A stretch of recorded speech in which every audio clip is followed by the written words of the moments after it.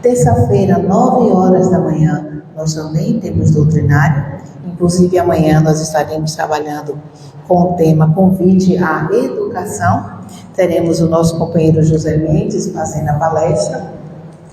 E as nossas doutrinárias de sábado seguem às 16 horas. Tá? Quem não puder vir, ou tiver algum familiar, um vizinho, um amigo que não possa vir à noite, ou não possa vir terça de manhã porque está trabalhando, olha um convite bom aí. Vamos para a doutrinária sábado, 16 horas, um horário light, um horário bom, e que depois a doutrinária tem sempre o passe. Combinado? Então vamos buscar nos harmonizar, considerando que o nosso companheiro Anísio já diminuiu a intensidade da luz. Eu convido vocês a se unirem conosco numa vibração, serenando a mente, aquietando o coração, agradecendo ao nosso Divino Pai Criador por mais esse momento, por já estarmos aqui, envolvido na energia benfazeja dessa casa. Agradecer aos benfeitores espirituais e os nossos companheiros, anjos, guardiões, que tudo providenciaram para que hoje, nessa noite, nesse momento, estivéssemos reunidos aqui. Rogar a espiritualidade amiga que envolva a nossa companheira Alice, dando a ela a serenidade, a sintonia com o plano espiritual, para que ela tenha êxito no seu trabalho, que a mensagem que foi tão carinhosamente preparada por ela possa de alguma forma encontrar guarida das nossas mentes e nos estimular ao processo da caridade. Rogar aos benfeitores espirituais que, envolvendo a cada um dos companheiros aqui presentes, encarnados ou desencarnados, que estenda a eles as bênçãos de força, de paz, de equilíbrio, de sabedoria e coragem para vivenciar as suas necessidades e expiações, derramando sobre cada um bênçãos de refrigério, de lenitivo, para enfrentarmos as nossas provas e termos a perseverança de sempre acreditar em um dia melhor. Que o nosso Pai Criador seja sempre o farol das nossas caminhadas e que o seu amor e a sua paz possa encontrar repouso nas nossas mentes e nos nossos corações, hoje e sempre. Que assim seja. E assim será. Dessa forma, nós passamos a palavra para Alice, que irá nos fazer a palestra da noite. Bota em você o microfone também.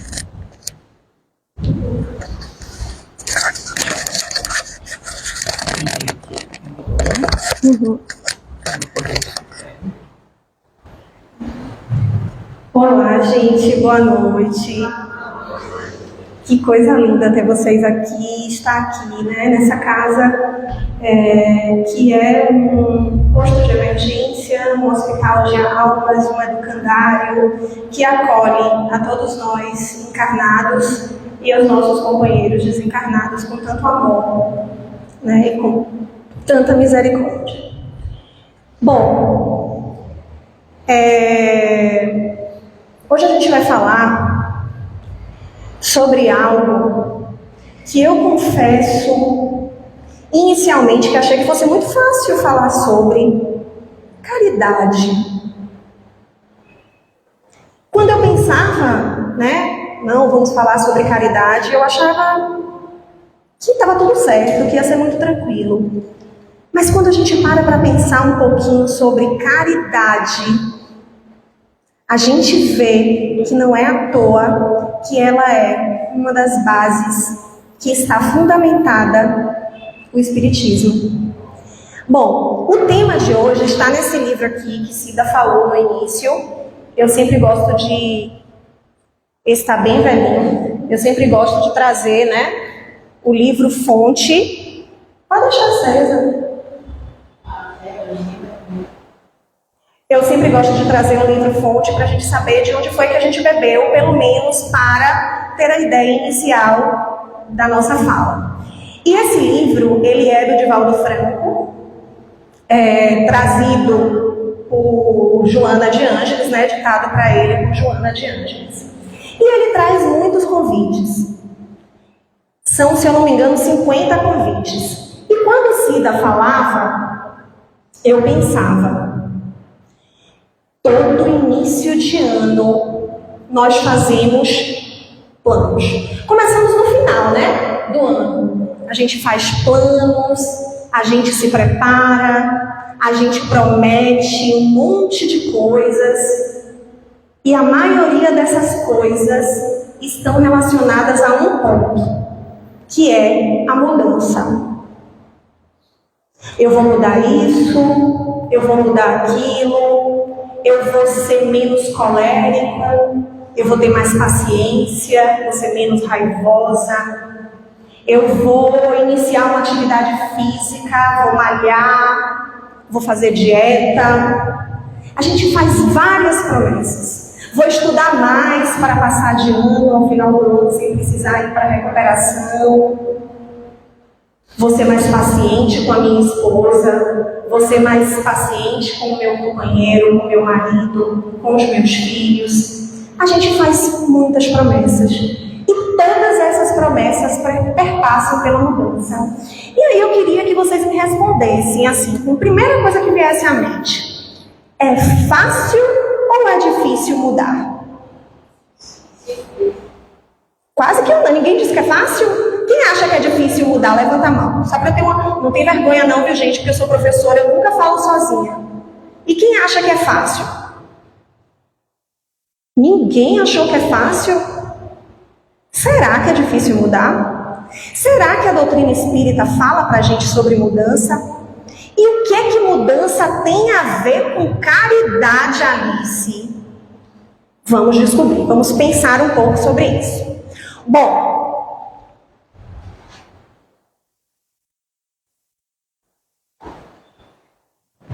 para onde te voltes, onde quer que encontres, defrontarás os incessantes convites da vida.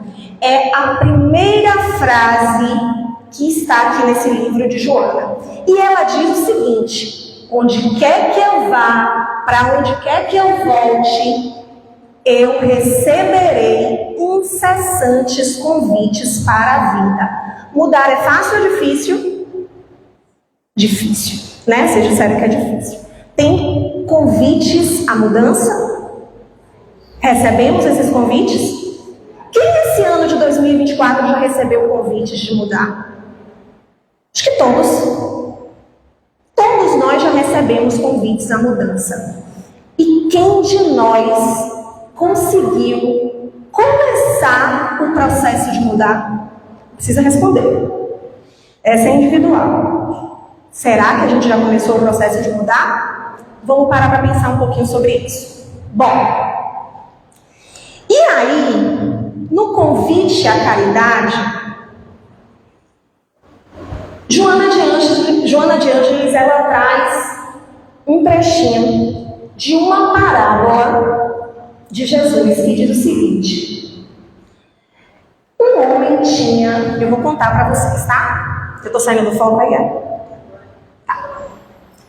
Um homem, Jesus estava conversando com seus discípulos e existiam muitas pessoas em volta dele, porque Jesus ele era um ser que emanava esse magnetismo de atrair pessoas para próximo dele. E ele lá conversava com as pessoas, todo mundo fazia perguntas a ele. todas as pessoas queriam tirar suas dúvidas.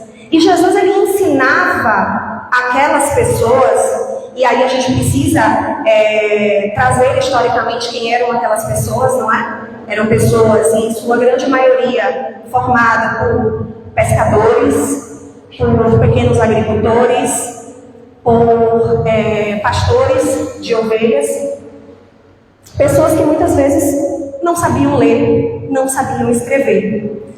E Jesus, quando ele falava para essas pessoas, ele tinha a delicadeza de ir na zona de desenvolvimento proximal dessas pessoas. Que é isso, Alice? Ele falava próximo àquilo que aquelas pessoas daquele tempo e daquele povo conseguiam ter elementos para absorver, minimamente, tá? E aí ele usava nos seus exemplos figuras do povo, animais, né? E aí ele conta essa parábola.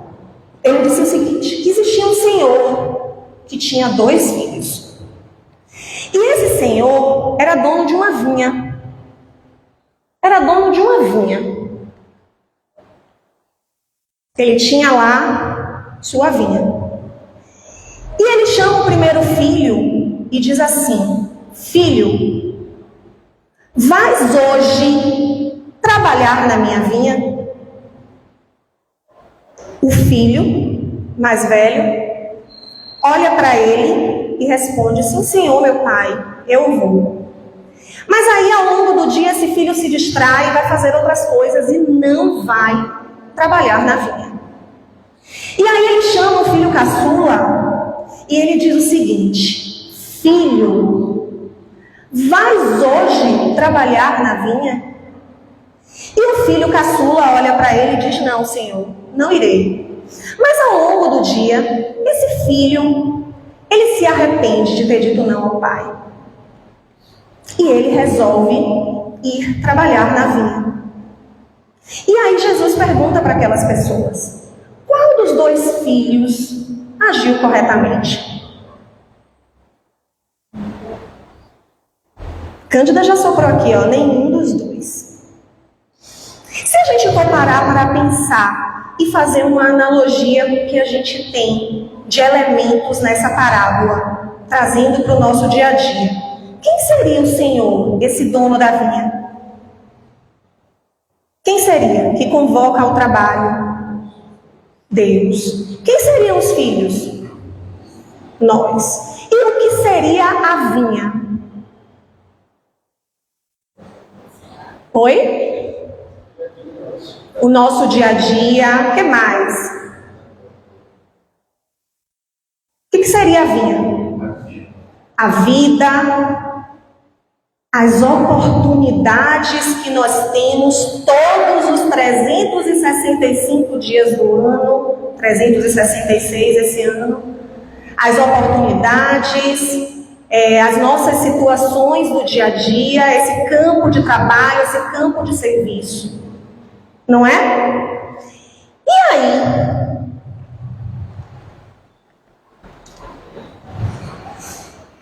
Se a gente hoje, ninguém precisa responder, recebesse esse convite aí de Jesus: filho, vai hoje trabalhar em minha vinha?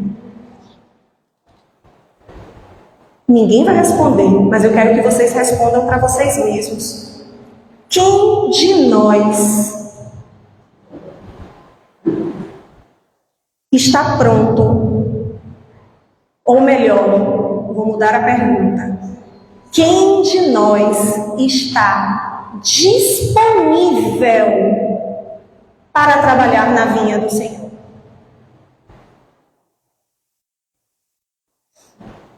Vamos pensar.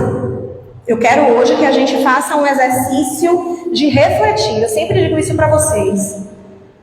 O momento das nossas reuniões doutrinárias, das nossas evangelioterapias, dos nossos grupos de estudo, da evangelização, é um momento que eu invisto em mim. Então, esse momento aqui, ele é nosso. Nós estamos investindo em nós mesmos. Cada um de vocês, ao sair dos seus lares para se dirigir a essa casa, está fazendo um investimento pessoal em si mesmo. Então, vamos lá. Todo mundo já se respondeu, certo? A gente consegue compreender que, de alguma maneira, todos nós temos o dever de trabalhar na vinha? Se a gente for parar para analisar a atitude dos filhos, Cândida trouxe assim, que nenhum dos dois agiu, corretamente. O primeiro filho, ele diz que vai, mas as suas atitudes no dia a dia fizeram com que ele enfraquecesse e ele não foi. O segundo filho inicialmente resiste, diz que não vai, mas se arrepende e vai. Qual seria o ideal? Tem ideal? Seria o quê? Cândida está quase... O ideal seria o quê? Prontamente responder ao Senhor. Irei. E ir. Não é mesmo? Mas tivemos duas atitudes antagônicas. Quem somos nós nesses três contextos? Vamos tentar se situar. Vamos fazendo aí o exercício. Bom, vimos que a vinha é um lugar de trabalho. É um lugar onde eu experimento, onde eu vivo experiências, onde eu sou desafiada, onde eu coloco à prova aquele conhecimento que eu adquiri. Porque não é qualquer um que consegue ser trabalhador da vinha, né? Eu preciso viver experiências que me possibilitem minimamente saber o que fazer ali. Então tem um momento que é o start, tá? E aí, quando a gente traz para a doutrina espírita, ficou um pouquinho escuro ali, mas vamos tentar ler aqui, tá? O que é a caridade? Gente, quando você para investigar sobre caridade na doutrina espírita, nós vamos ter caridade em O Evangelho, nós vamos ter caridade em O Livro dos Espíritos, nós vamos ter caridade na Revista Espírita, vamos ter caridade em Obras Póstumas, em Gênesis, em todos os livros da doutrina, porque caridade é um dos nossos pilares, uma das nossas bases. E aí, Kardec, ele pergunta para os espíritos, tentando entender um pouquinho o que é caridade, qual é o verdadeiro sentido da palavra caridade como entende Jesus? Olha só a pergunta que ele faz. Ele não pergunta como você entende, como Lila entende, como eu entendo, como Barreto entende. Ele pergunta qual o sentido da caridade como entende Jesus. Então ele foca em Jesus. E aí tem aquela resposta que a gente já conhece. Acho que a maioria de nós conhece, né? Que é o quê? Benevolência para com todos. Indulgência para com as imperfeições alheias e perdão das ofensas. Quando a gente olha assim, né? A gente para, pensa e a gente vê 3 pontos aí. Benevolência, indulgência e perdão. Mas caridade não era só eu pegar um pão e distribuir para os pobres? Fazer uma cesta básica e doar? Fazer uma sopa e levar ali na esquina? Não é isso, gente? Diga aí. Ah, não é só isso. A gente, quando recebe, né, quando a gente ouve a palavra caridade, muitas vezes a gente restringe o seu verdadeiro significado. Observem que quando Kardec pergunta para Jesus, sai do foco eu e passa o foco para o Cristo. E aí ele traz benevolência, indulgência e perdão. Aí complica mais, né? Não é só levar o pão, mas é também levar o pão. Não é só, mas é também. Porque o que acontece comigo quando eu levo o pão? O que acontece com o meu corpo quando eu estendo a mão para um enfermo nas ruas? Será que acontece alguma coisa? Será? Vamos lá. Os cientistas, há algum tempo atrás, não vou lembrar a data, mas já de 2000 para cá, eles resolveram pesquisar pessoas que decidiram mudar. Cientista é curioso, né? E para você ter uma confirmação científica de algo, você precisa construir hipóteses, testar suas hipóteses e ter um julgamento neutro em relação a essas hipóteses, ou melhor, esses experimentos. E você precisa ter uma sequência de resultados semelhantes para que aquela hipótese seja confirmada ou não. E o que os cientistas fizeram? Eles começaram, não com pessoas, prestem atenção. Eles pegaram um ratinho, colocaram um ratinho num labirinto e fizeram o seguinte experimento. Pegaram um chocolate, colocaram na porta do labirinto. O ratinho, no primeiro momento, ele entra e aí ele começa a produzir uma grande atividade cerebral, porque ele não conhece aquele lugar. Ele sabe que ele precisa sair dali, ele sabe que tem um chocolate e ele começa a buscar até que ele encontra o chocolate na saída do labirinto. No dia seguinte, os cientistas fazem a mesma coisa. Isso tudo testando a atividade cerebral do ratinho. Coloca o ratinho no labirinto, no final do labirinto, um chocolate. E aí, o ratinho também produz muita atividade cerebral, mas encontra o chocolate no caminho final. E eles fazem isso sucessivos dias. Sucessivos. Várias vezes. Lá pelas tantas, o que eles percebem? Eles percebem que aquele ratinho, quando entrava no labirinto, ele já ia direto para o chocolate. E isso não produzia nele tanta atividade cerebral. Por quê? Por quê?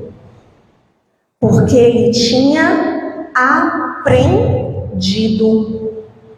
Porque ele tinha adquirido uma nova experiência, um novo hábito.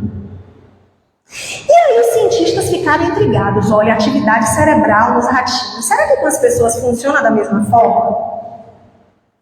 E aí eu vendo um vídeo, né, da Anete Guimarães, eu gosto muito dela, ela traz muito essa questão da ciência para a doutrina espírita.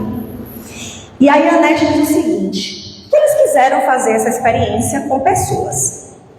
E aí eles estavam intrigados. Como é que as pessoas mudam? O que acontece que para algumas pessoas mudar parece que vem como um estalo, para outras é tão difícil e para outras causa tanto sofrimento? E aí os cientistas fizeram uma postagem no jornal e disseram assim: procuro pessoas que tenham passado por grandes transformações em sua vida, por grandes mudanças. E aí as pessoas entraram em contato e foram para serem testadas nessa pesquisa. Quando chegou lá, chegou uma moça que ela teve o seu cérebro, né, avaliado, e ela tinha vivido uma situação muito difícil. Essa moça era jovem, estava próximo ao dia dela ir para a lua de mel dela com o marido. Eles iam fazer uma viagem para o Cairo. E aí, quando chegou na semana de viajar, o marido terminou o relacionamento com ela. Não queria mais. Ela ficou muito revoltada. Ela começou a perseguir esse marido, ela começou a beber, ela começou a fumar. Ela engordou 50 quilos. Ela começou a ter uma vida muito desorganizada. Ela começou a interferir na vida desse cidadão. E aí, ela, num determinado dia, vai para um lugar e ela bebe muito nesse lugar e ela entra em coma alcoólico. Quando ela acorda debaixo de um viaduto que ela não sabia como tinha chegado lá, ao lado de uma outra moça que também estava numa situação de dificuldade por conta do álcool. E essa outra moça estava morrendo. Então, quando ela acorda, que ela vê aquela situação, ela é tomada por um sentimento. Como é que eu posso descrever? Eu acho que só ela para verbalizar. Mas ela é tomada por um sentimento tão grande de autoavaliação e ao mesmo tempo de misericórdia para com aquele ser, que ela tenta ajudar aquela moça. Ela liga para o serviço de saúde e ela começa a aplicar os primeiros socorros ali naquela pessoa. E aí, a partir daquele dia, essa moça resolve que vai mudar de vida. Ela não aceita mais aquilo para a vida dela. Ela estaria, para os cientistas, né, como aquelas pessoas que, com um passe de mágicas, decidem que vão mudar. Que são raras, são poucas. E aí os cientistas, eles escaneiam o cérebro dela e o que é que eles descobrem? Eles descobrem que todos os maus hábitos daquela mulher estavam ali impregnados no seu cérebro, porque existiam os arquivos que estavam ali gravados de todas as experiências que ela viveu. Mas a parte do cérebro dela que estava mais ativada era justamente os lobos pré-frontais. Era uma parte do cérebro responsável por mudanças, por valores morais. Então, o que é que eles concluem? Ela precisou de uma atitude para fazer o quê? Ativar os lobos pré-frontais, e a partir dali ela decide mudar de vida. Mas Alice, como assim? Como assim? A mulher viu a outra, ela estava numa situação difícil, ela ajuda a outra e ela decide ali, não, vou mudar? Então é fácil, né?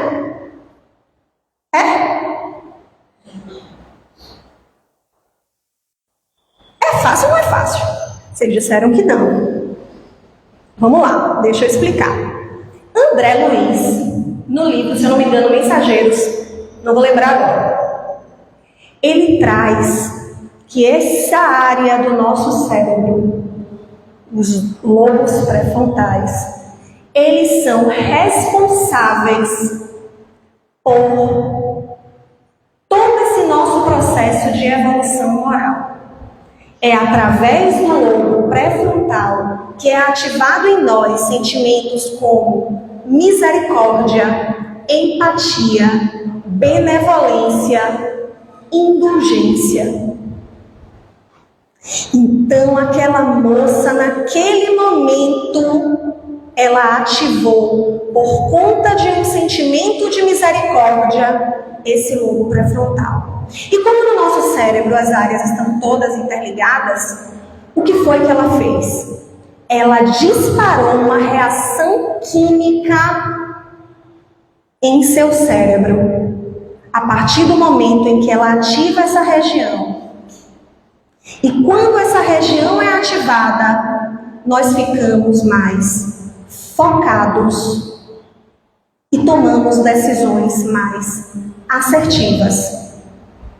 Essa área do cérebro, o lobo pré-frontal, é uma área muito afetada em pessoas que possuem déficit de atenção e hiperatividade. É uma área muito afetada. Tanto é que as pessoas com um transtorno de TDAH ingerem, algumas, que têm uma necessidade, porque nem todos precisam, ingerem uma medicação para que essa área do seu cérebro seja estimulada, porque ela produz menos neurotransmissores nessa região. Então, essa pessoa tem ali uma superestimulação. E aí, ela resolve que quer ter uma vida diferente a partir daquele momento. Então, o que impulsionou ela a mudar? O que foi? O que foi, gente? O quê? Andrea falou? Ela visualizou o problema do outro e ela ficou paralisada? Ela ficou paralisada diante do problema? Não. Ela fez o quê? Ela ajudou. Quando eu vou atravessar uma floresta densa, eu vou me sentir, eu vou ter que, para atravessar essa floresta, eu vou ter que primeiro ter o quê? Coragem. Coragem é sinônimo de ausência de medo? Não. Eu tenho medo, mas o medo não me paralisa. Quando essa pessoa, que poderia ser qualquer um de nós, resolve encarar a sua própria floresta densa, que era o quê? O vício, os vícios, as dificuldades que ainda estavam impregnadas nela por um fim de um relacionamento, a culpa, os medos, o sentimento de inferioridade. Quando ela resolve encarar essa floresta densa de si mesmo, ela é tomada por coragem. Alice, então você está me dizendo que a caridade é uma ferramenta para a mudança e para a transformação? Sim.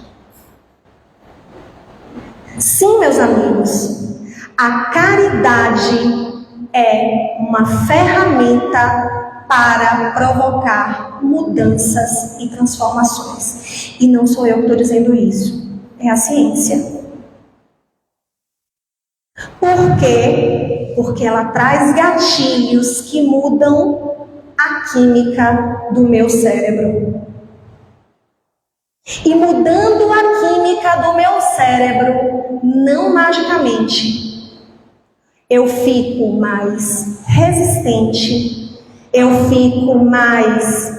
sinto mais capaz, eu me sinto mais útil e eu entendo que quando eu me olho no espelho, eu não sou tão feia assim. Vamos chegar lá. Vocês me disseram que mudar era difícil. O que será que Kardec, porque Kardec era curioso, perguntou aos espíritos sobre mudança? Vamos ver? Olha, Kardec perguntava sobre tudo e ele não podia deixar de perguntar sobre mudança. E ele perguntou. Essa é uma tradução, tá? Tem outras traduções que trazem mais claro a palavra mudança, mas ele diz o seguinte: poderia sempre o homem, pelos seus esforços, vencer as suas más inclinações? Poderia o homem, pelos seus esforços, mudar? Primeiro vamos tentar entender quais são as nossas más inclinações. Quais são? Desejar mal ao próximo, a inveja, o egoísmo, o orgulho, que muitas vezes a gente alega que não possui. E meus amigos, quando eu propus esse exercício para vocês lá no início, é uma autoanálise. Quem sou eu? Porque muitas vezes eu julgo que eu não sou orgulhosa. Muitas vezes eu julgo que não sou vaidosa. Muitas vezes em conversa com outras pessoas, porque basta você dizer que é espírita, aparece alguém para lhe fazer alguma pergunta. E de uma hora para outra você não pode mais sofrer. Porque espírita não tem direito de sofrer. Imaginem só. Por que espírita não dá? Por que você vai sofrer porque alguém morreu? Se você acredita na vida após a morte, as pessoas não dão direito nem do espírita ter luto. Né? Ter depressão, então, espírita não pode ter. Falar mal do outro, espírita também não pode. A gente esquece que todos nós somos seres espirituais e em experiência material somos seres com uma bagagem imensa de erros e acertos. Então nós podemos ter luto, sim. Nós podemos ter depressão, sim. Nós podemos ter ansiedade, sim. Agora, o que é que diferencia? É justamente a nossa capacidade de buscar uma das máximas da doutrina, se conhecer. E aí, olha só o que Kardec responde para a gente. Poderia o homem, pelos seus esforços, vencer as suas más inclinações, mudar a fofoca, mudar o desejo de vingança, o ódio, o orgulho? Os espíritos respondem para Kardec, olha só, sim. E frequentemente fazendo esforços muito insignificantes. Muito insignificantes. O que lhe falta é o quê? O que lhe falta é a vontade. Poucos dentre vós fazem esforços. Minha gente, e agora? Porque agora me pegou também, veja só, eu também acho que o lugar é difícil. Mas Kardec perguntou aos espíritos e os espíritos disseram que é fácil. E que frequentemente a gente precisa dispensar a isso poucos esforços. Mas nos falta vontade. E agora, mudar não é tão difícil assim. Mas me falta vontade. De vez em quando eu subo nesse palco, eu falo que a gente tem uma mania de Gabriela. E eu não me excluo, não. Qual é a mania de Gabriela? Eu nasci,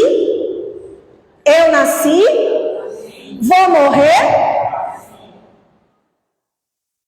Sabe por quê?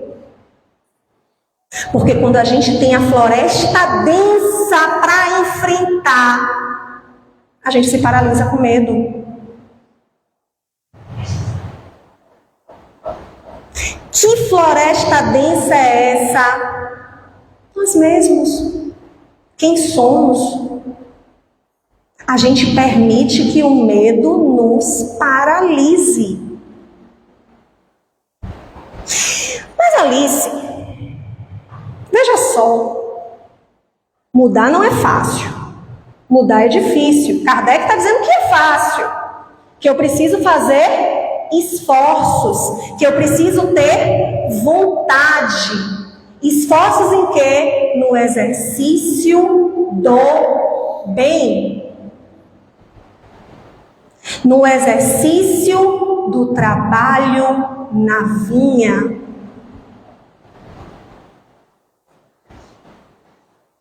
Trabalhar para a caridade transforma o meu cérebro e me torna mais suscetível à mudança.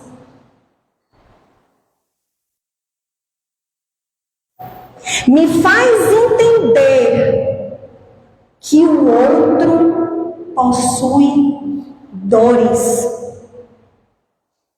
e que essas dores também precisam de afago, tanto quanto as minhas.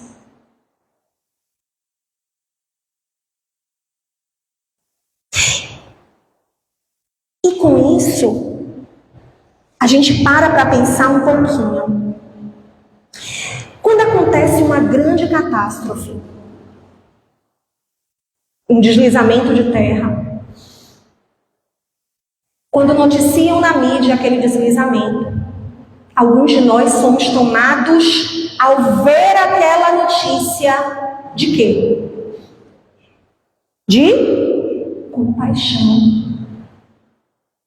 E a partir do momento que eu sou tomada por compaixão, eu tenho aí dois caminhos.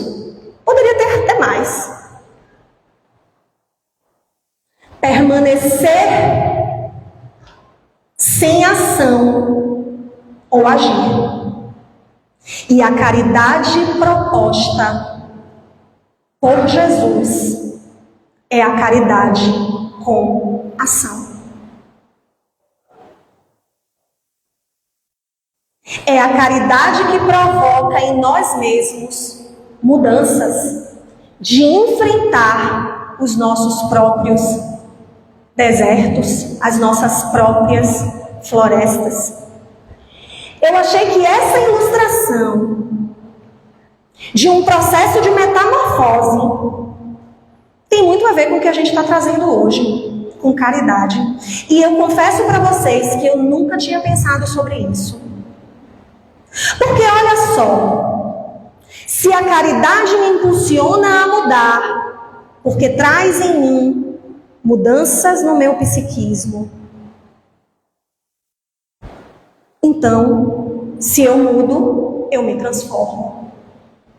E aí a gente vê na ilustração um processo de transformação. Será que foi fácil para a borboleta, ou melhor, para a lagarta, viver esse processo? Será? Ela precisou atravessar suas próprias florestas densas. Ela precisou atravessar, talvez, os medos, a insegurança, o processo de ansiedade, se eu fosse fazer uma analogia de lagarta com uma pessoa, claro. Por quê? Porque ela precisou deixar a velha lagarta lá atrás e assumir para si a nova condição, que era de uma borboleta, que não mais se rastejava, mas que voava. E no processo de voar, o que uma borboleta faz? O que a borboleta faz quando ela voa? Distribui o pólen para outras flores e fecunda outras flores para que se nasçam outras plantas. E se Jesus me perguntar hoje, filho, vai hoje trabalhar na minha vinha? O que eu estou a responder a Jesus? E eu vou deixar a imagem da lagarta. E eu queria que a gente pensasse um pouquinho, antes de eu finalizar, do quanto eu trabalho na vinha. Esse livro, Convites à Vida, ele traz várias possibilidades de trabalho na vinha. Ele fala sobre várias coisas. E quando eu lia, estava conversando com o Cândida ontem, eu refletia sobre os convites que eram feitos e eu pensava, mas seria tão mais simples se a caridade fosse apenas ofertar o pão. Não é mesmo? Mas não é. Quando eu trago para a caridade o perdão, por exemplo, eu falo de algo muito profundo, porque não é só o perdão ao outro, e o perdão para comigo mesma, para as minhas falhas, para os meus medos, para as minhas culpas, para aquelas vezes que eu achei que eu estava acertando, mas eu não estava. E aí o meu orgulho me disse, você está acertando, você está acertando. Não assuma que você errou. Mas em um dado momento lá na caminhada, enquanto eu atravessava a minha floresta densa, eu percebi que não estava legal o que eu estava fazendo. E aí eu comecei a alimentar um processo de culpa.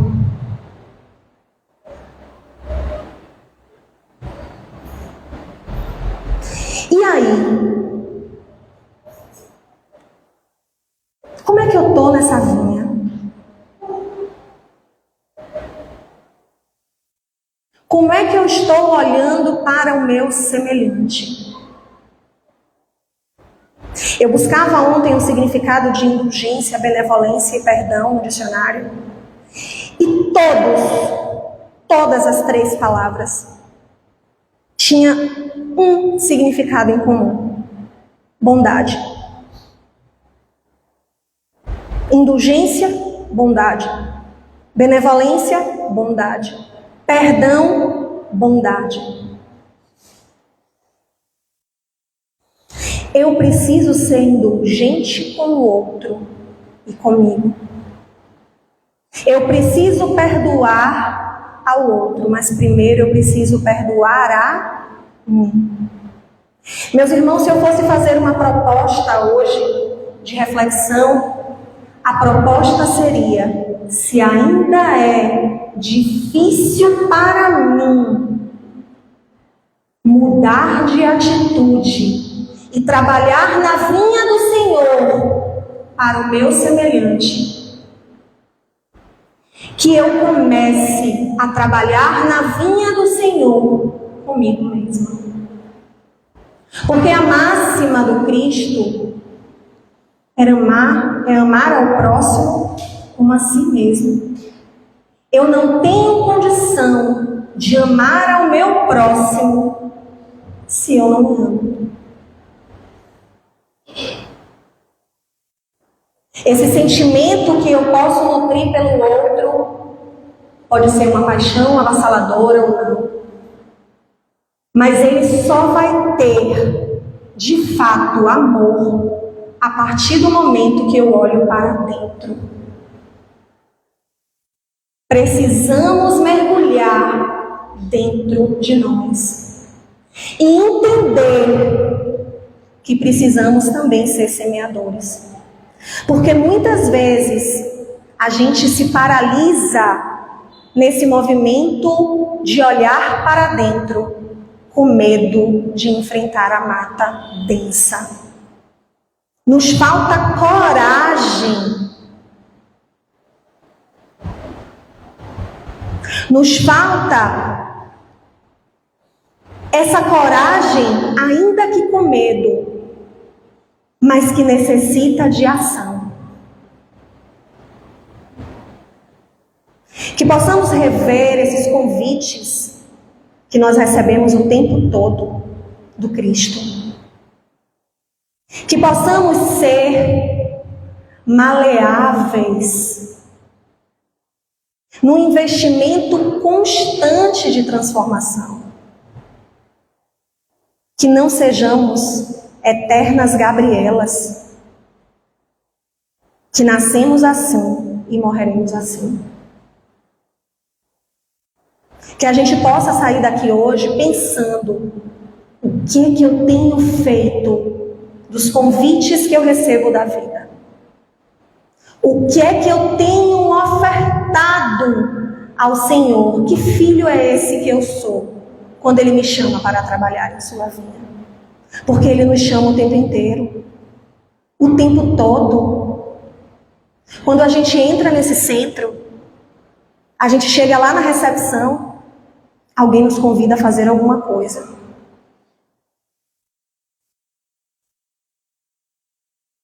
E essa coisa, ainda que seja mínima, é uma possibilidade de mudança. É uma possibilidade de sair do foco do problema. Porque eu sei, muitas vezes o problema dói demais. Muitas vezes a nossa alma está inquieta. A gente está ali perturbado, sem encontrar uma saída, um caminho. Mas a partir do momento que a gente age com misericórdia, com benevolência e com indulgência, a gente ativa no nosso cérebro a área da mudança. Então o meu convite dessa noite é que nos preparemos com ação para trabalhar na vinha do Senhor. Muita paz para todos.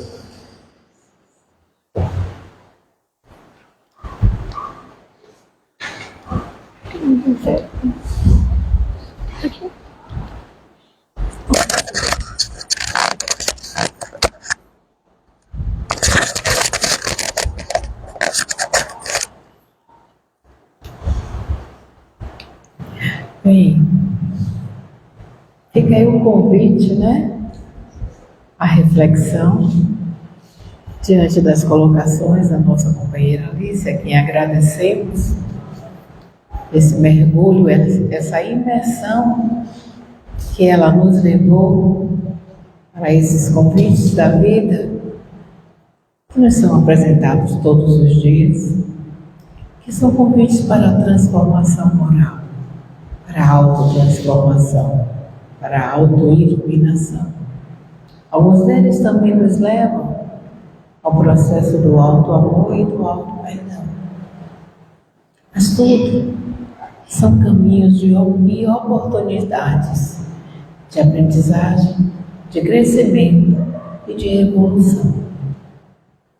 E fica aí o convite, porque o mês de janeiro está próximo do fim. Mas os convites, eles seguirão durante todo o ano.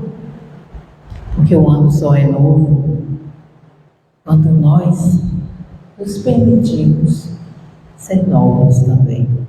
Não por fora, mas por dentro. E o convite à caridade é um senhor convite para a gente começar essa caminhada. Então, convites à vida é o título do livro. Que a gente se permita buscar. Não sei se na biblioteca a gente tem esse título. Ótimo, olha, o livro tem na biblioteca. Vai estar disponível para empréstimo. Não sei se na livraria tem, mas também é uma oportunidade de buscar. Se não aqui, fora. E tem também na internet, que já facilita tudo, não é, tio? Vale a pena ler. Vale a pena colocar ele como livro de cabeceira para alguém que queira ler ele todos os dias. E cada dia trazer um convite novo para si. Quem sabe assim a gente consiga nos transformar em seres melhores, que é isso que o Cristo espera da gente. E ainda, o exercício do convite à caridade, transformar alguém como nosso exemplo. Vamos convidar os nossos companheiros passistas para o segundo momento do nosso trabalho, que é o passe. Envolvidos ainda nessa energia do convite à caridade. O passe será individual, então que todos busquem se sentar confortavelmente, elevar os seus pensamentos, se deixando envolver nas energias benfazejas da indulgente benevolência, da indulgência para com todos, com o perdão das ofensas, pedindo ao nosso bondoso Pai, Senhor das nossas vidas, para que Ele, como nosso Senhor, possa fazer de cada um de nós, assim como Francisco de Assis pediu, instrumentos da sua paz. E onde houver ódio, que eu leve o amor. Onde houver ofensa, que eu leve o perdão. Onde houver erro, que eu leve a verdade.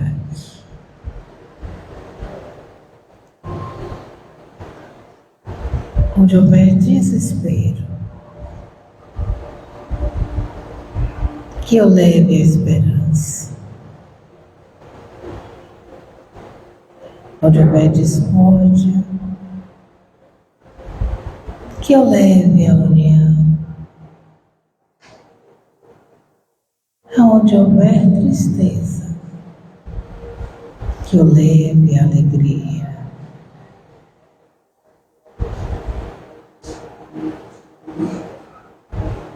Aonde houver trevas, que eu seja portador da luz.